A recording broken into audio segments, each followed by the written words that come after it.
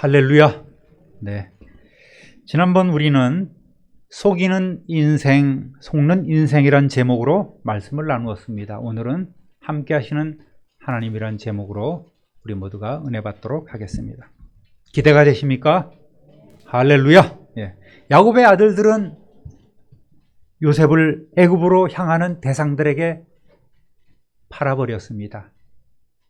공식적인 대가가 주어지는 첫 번째 인신매매였죠.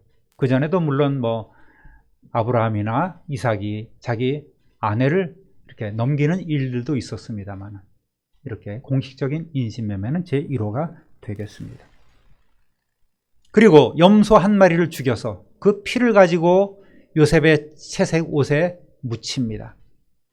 그래서 요셉이 마치 맹수에 의해 죽임을 당한 것처럼 가장을 하고 아버지를 속이는 것이죠. 과거 속이는 인생을 살아왔던 그 야곱 역시 동일한 방법으로 아들들에 의해서 속임을 당하게 됩니다. 야곱은 자기 옷을 찢고 굵은 배로 허리를 동이고 며칠이고 요셉 홀로 형들에게 보냈던 자신을 자책하며 슬퍼했던 거예요. 또 자식들의 그 가정된 위로도 소용이 없었지 않습니까?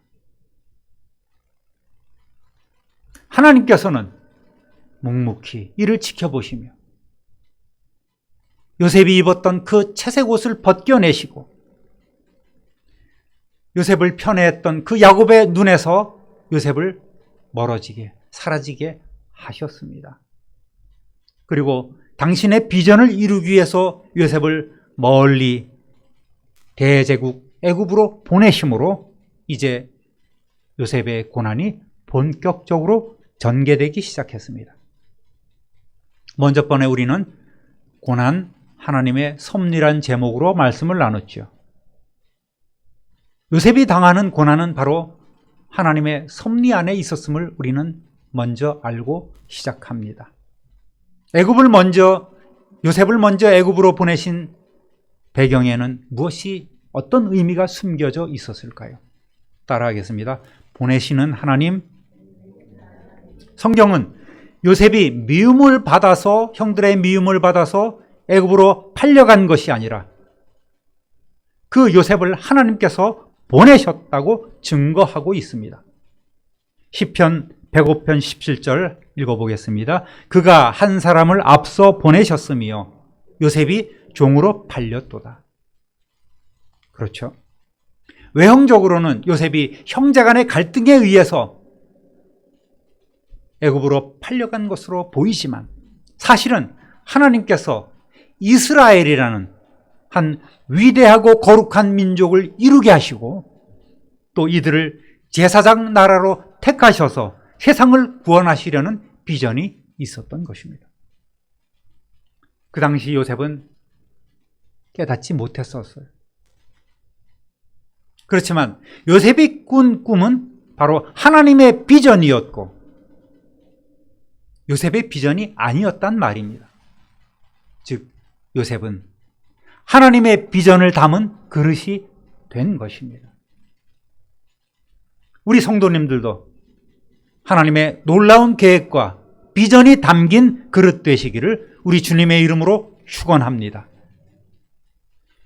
창세기 15장 13절 14절에 보면 하나님께서는 이미 수백 년 전 요셉의 증조부 아브라함에게 애굽으로 이주하는 것은 물론 출애굽까지 예언해 주신 사실이 있습니다. 여호와께서 아브라함에게 이르시되 너는 반드시 알라. 네 자손이 이방에서 객이 되어 그들을 섬기겠고 그들은 400년 동안 네 자손을 괴롭히리니 그들이 섬기는 나라를 내가 징벌할지며 그 후에 네 자손이 큰 재물을 이끌고 나오리라. 아멘. 하나님 보시기에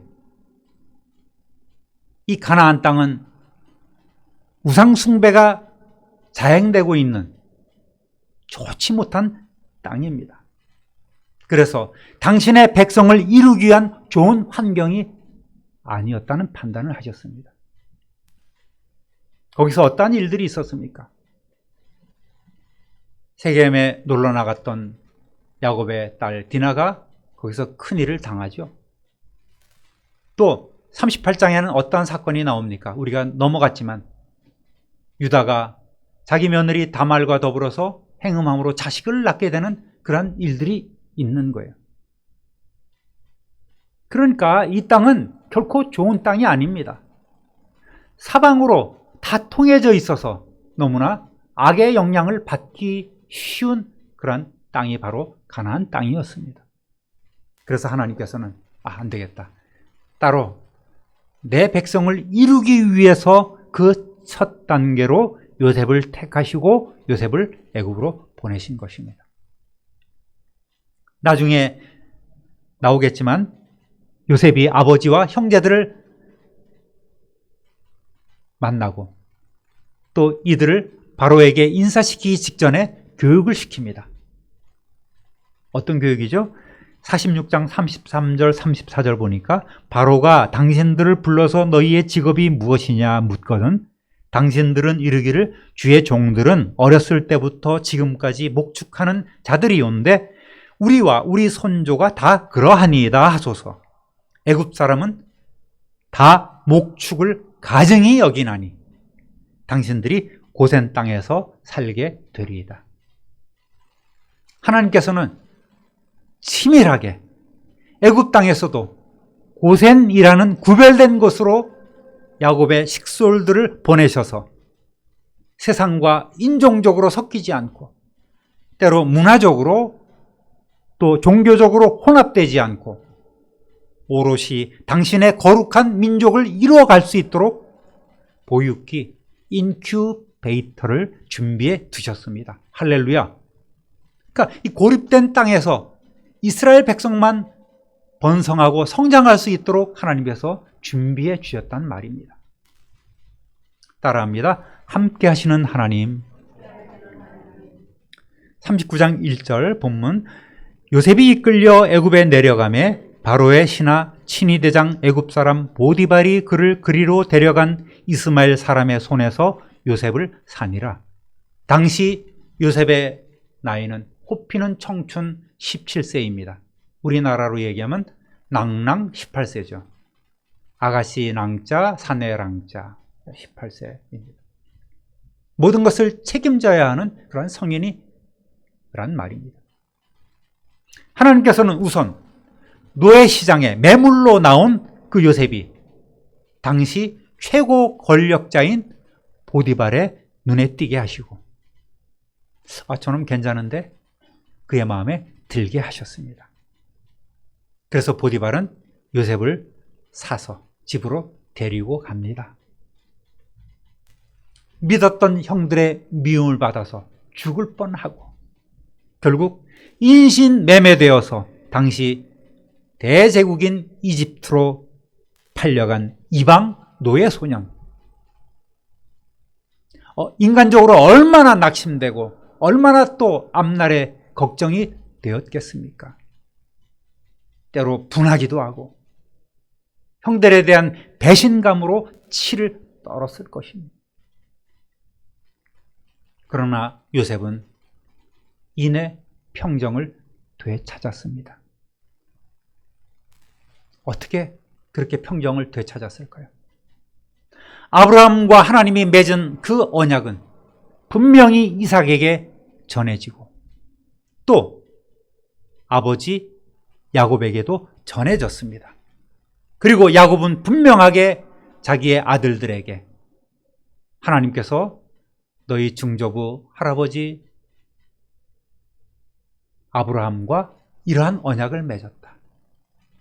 우리가 언젠가는 애굽으로 이주하게 돼서 거기서 400여 년 있다가 나오게 될 것이라는 이 언약의 말씀을 그대로 다 전해주고 교육을 시킨 것입니다. 다른 형제들은 그것을 그냥 귀등으로도 안 듣고 넘겨버렸을지 모르지만 하나님을 신실하게 믿고 의지하던 이 요셉은 분명히 그 사실들을 마음에 새겼을 거란 말입니다. 요셉은 자신에게 이루어진 이 기가 막힌 일이 어쩌면 증조부로부터 아버지에게 전해진 하나님의 언약이 실제로 이루어지는 그 시작점이 아닌가 이렇게 생각했습니다. 그리고 그가 신뢰하는 하나님께 모든 것을 다 맡기기로 작정한 것입니다. 하나님께서 요셉을 통해서 어떻게 일하셨을까요? 2절, 3절 여호와께서 요셉과 함께 하심으로 그가 형통한 자가 되어 그 주인 애굽 사람의 집에 있으니 그 주인이 여호와께서 그와 함께 하심을 보며 또 여호와께서 그의 범사에 형통케 하심을 보았더라. 할렐루야. 먼저 하나님께서는 요셉과 함께 하셨다고 성경은 증언하고 있습니다. 하나님의 사람은 달라도 뭔가 다르지요. 일하는 것마다 향기가 나고 빛이 나게 마련 아니겠습니까? 저도 우리 교회에서 섬기며 또 일하는 여러분들을 이렇게 볼 때마다 참 향기롭구나, 참 은혜롭구나, 참 보기만 해도 내가 감동이 되는 일들이 많이 있습니다. 예수 믿는 사람은 여러분 세상에서 믿지 않는 사람들이 볼 때에 딱 표시가 나야 돼요. 저 사람 예수장이구나. 그것도 신실한 예수장이구나. 상종 못할 예수장이가 아니라 믿고 의지하고 신뢰할 만한 그런 예수장. 그러한 성도 되시기를 주님의 이름으로 축원합니다. 시위대장 보디발이 많은 노예 가운데에 이 요셉을 가만히 보니까 저 아이가 노예 신분이지만 하는 일은 뭔가 다른 거예요. 결과도 다르게 나타나고 있는 것입니다. 여러분, 노예 근성이란 말이 있지 않습니까? 무슨 말입니까? 노예들은 그저 시키는 것만 하고 더 이상 어떻게 능동적으로 하려 하지 않는 그런 습성이 있단 말입니다. 그리고 주체성 없이 남의 눈치만 살살 보면서 그 시간만을 때우려 하는 경향들이 있는 거예요. 오늘날에도 이러한 노예 근성을 가지고 일터에서 일하는 사람들이 참으로 많이 있습니다. 그러나 요셉은 다른 노예들과는 달라도 많이 달랐습니다. 어려운 일도 지혜롭게 척척 해내고 또 맡겨진 일도 정말 최선을 다해서 잘 해냅니다. 그러다 보니까 만사 형통인 거예요. 형통이 뭡니까? 번영하게 한다는 말 아니겠습니까? 물질만이 아닌 뭐든 손대고 시작만 했다 하면 다 대박이 나는 거예요. 다 잘 되는 것입니다. 특히 여기서는 그 의미가 요셉뿐만 아니라 다른 사람까지도 형통하게 했다는 그런 의미가 여기 담겨져 있는 것입니다. 즉 요셉만 형통하게 된 것이 아니라 주위 사람들, 특별히 주인인 보디발까지도 그 형통의 혜택을 입었단 말이죠. 잠언 25장 13절 보니까 믿음직한 심부름꾼은 그를 보낸 주인에게는 무더운 추수 때의 시원한 냉수와 같아서 그 주인의 마음을 시원하게 해준다. 세번역 성경으로 읽어보았습니다. 요셉이 매사에 지혜롭게 일을 처리하니까 주인의 일이 덩달아 다 잘 되는 거예요. 보디발의 마음이 시원해지는 것입니다. 저놈은 뭔가 맡기기만 하면 저는 모든 것이 다 잘 되는 거야. 그러니까 더 믿음직스러워하고 더 큰 일들을 그에게 맡기는 것입니다. 그러다 보니까 점점 더 보디발의 일도 잘 되고 그의 가정도 모든 것이 들과 밭의 모든 일들까지 하다못해 그 집에 사는 짐승들까지도 다 복을 받는 거예요. 우리 성도님들의 하나님께서 함께 하시는 그러한 형통한 삶을 통해서 여러분이 섬기는 우리 참빛누리 교회와 또 가정과 일터와 모든 이웃에 덩달아 하나님의 형통함이 넘치시기를 우리 주님의 이름으로 축원합니다. 우리가 잘 되면 다른 사람들까지도 복받는 삶.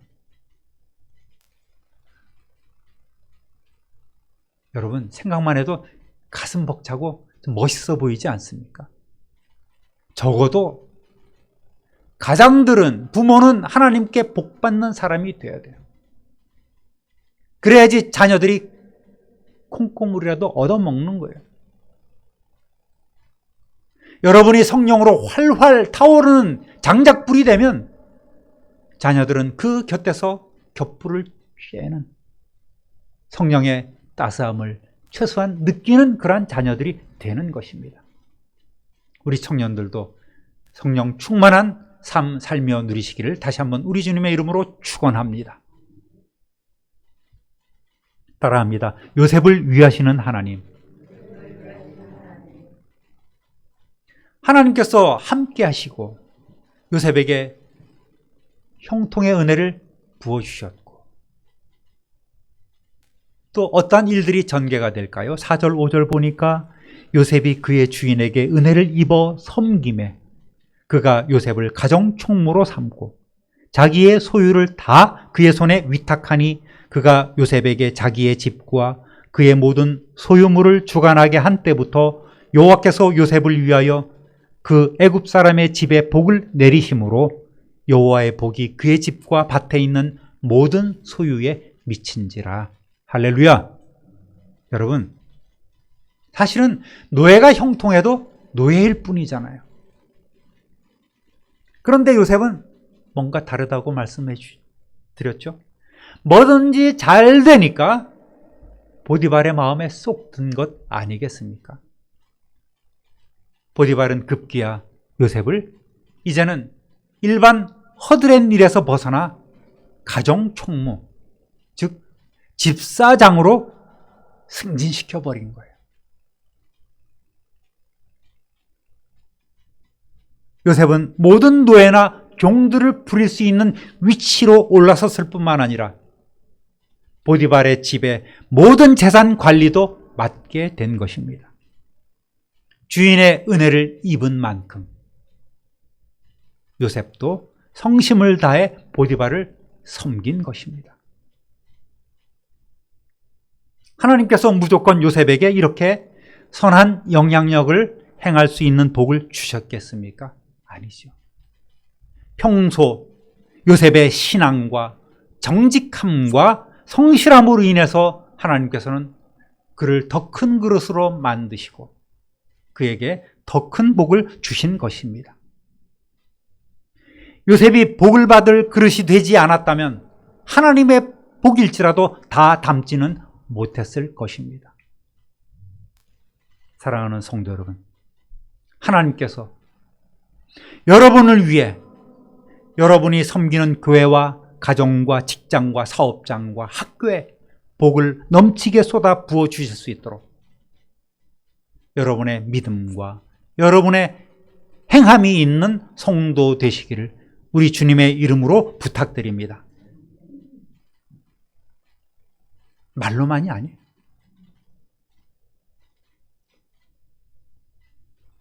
저녁 때부터 영적 전쟁이란 말씀을 나누겠지만 요즘은 코로나가 핑곗거리가 됐습니다. 아주 좋은 핑곗거리가 된 거예요. 코로나 핑계대고 만남도 다 취소해버립니다. 코로나 핑계대고 예배도 소홀히 합니다. 코로나 핑계대고 헌신하고 충성하고 봉사하는 것도 다 미루어 버립니다. 코로나니까. 누구의 전략이에요? 사탄의 전략 아니겠습니까? 그만큼 우리는 무뎌져 있는 거예요. 여러분, 우리의 이웃에 어떻게 주님께서 성령님을 통해 주신 그 권능과 선한 영향력을 끼칠 수 있겠습니까? 이웃과 함께 할 때 아니겠습니까? 돌아보십시오. 그리고 그들에게 예수 그리스도의 이름으로 복을 빌어주고 찾아가십시오. 그리고 전도하십시오. 얼마나 전도하기 좋습니까, 요즘? 1대1로 만나서 이야기하고 기회를 놓치지 마시기를 우리 주님의 이름으로 축원합니다. 얼마나 좋습니까? 성경 읽기에 얼마나 좋습니까? 코로나 핑계대고 다 앉아서 성경 읽고 찬양하고 오롯이 하나님께 예배하는 그런 삶 얼마나 좋습니까? 할렐루야! 우리 성도님들은 이미 그렇게 하고 계시잖아요. 멋쩍은 웃음이 아니라 아멘. 정말 그렇습니다. 감사합니다. 오히려 감사가 넘치는 삶이 이 코로나 시대가 돼야 되는 거예요. 6절 읽어보겠습니다. 주인이 그의 소유를 다 요셉의 손에 위탁하고 자기가 먹는 음식 외에는 간섭하지 아니하였더라. 요셉은 용모가 빼어나고 아름다웠더라. 보디발이 요셉을 못 믿어서 음식에 관여하지 못하게 한 것이 아닙니다. 애굽의 국법이 그런 거예요. 외국인에게 조리를 맡기거나 음식을 같이 먹는 일까지 금했습니다. 더구나 요셉은 애굽인들이 가증하게 여기는 목축업을 하는 히브리 출신 아니겠습니까? 그러니까 이 보디발이 먹는 음식에 관여할 수 없었던 것이죠. 자, 노예였지만 처음에는 볼품없고 초라했던 그 요셉이 얼굴에 영양이 돌고 노예 옷도 벗고 집사장의 옷을 다 입고 그 품위를 드러내게 되니까 감춰졌던 그의 출중한 외모가 드러나기 시작하는 거예요. 요즘은 뭐 얼짱이란 얘기도 이제 사라졌더라고요. 꽃미남, 뭐 조각남, 훈남, 뭐 이런 것으로 표현해도 좋을 것 같습니다. 근데 그것으로 다 담지 못하는 거예요. 왜? 하나님께서 드러나게 하신 그의 출중한 외모 아니겠습니까? 여러분이 보시기에 제가 여러분을 볼 때 그런 출중한 외모가 있으십니다. 그러다 보니까 완벽남이 된 거예요. 매사에 완벽하고 일처리도 꼼꼼하게 완벽하고 생긴 것도 완벽한데 신앙도 완벽하고 하는 일도 다 완벽한 거예요. 얼마나 주위 사람들의 존경의 흠모의 대상이 되었겠습니까? 여러분도 요셉과 같은 성도 되시기를 우리 주님의 이름으로 축원합니다. 하나님께서 그렇게 만들어 주시면 그렇게 멋지게 안 될 방법이 없는 거예요. 사랑하는 성도 여러분, 남들이 알아주든 알아주지 않든 먼저 우리의 진정한 주인이신 하나님을 섬기며 또 이웃도 섬기는 그런 삶을 살아갈 때에 하나님께서 매사에 우리를 통하여 이웃의 은혜를 주시고 또 우리를 통하여 은혜를 입게 하시고 우리로 인해 우리 주위의 모두가 다 형통한 복을 받고 누릴 수 있게 되는 것입니다. 그러한 복의 통로 되시기를 다시 한번 우리 주님의 이름으로 축원합니다. 그리하여 지금보다 더 멋진 주님의 영향력을 발휘하시는 저와 여러분 되시기를 다시 한번 우리 구주 예수 그리스도의 이름으로 축원합니다. 축원합니다. 축원합니다. 존귀하신 하나님 아버지,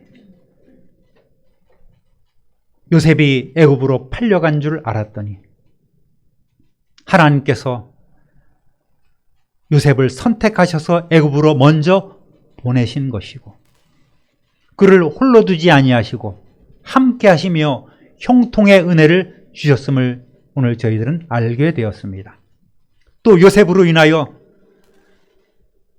그가 섬기는 보디발의 집안에도 큰 복이 넘쳤음을 알게 되었습니다. 우리 모두가 하나님의 능력의 손에 붙잡혀 이렇게 위대하게 쓰임받는 일꾼들 다 되게 하여 주옵소서.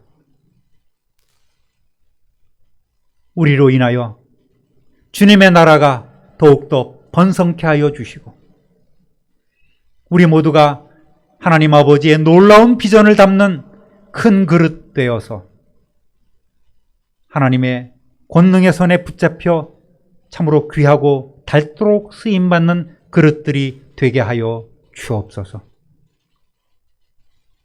감사와 찬송과 영광을 하나님께 돌리옵고 능력 많으신 우리 구주 예수 그리스도의 이름으로 축복하며 기도 올립니다. 아멘.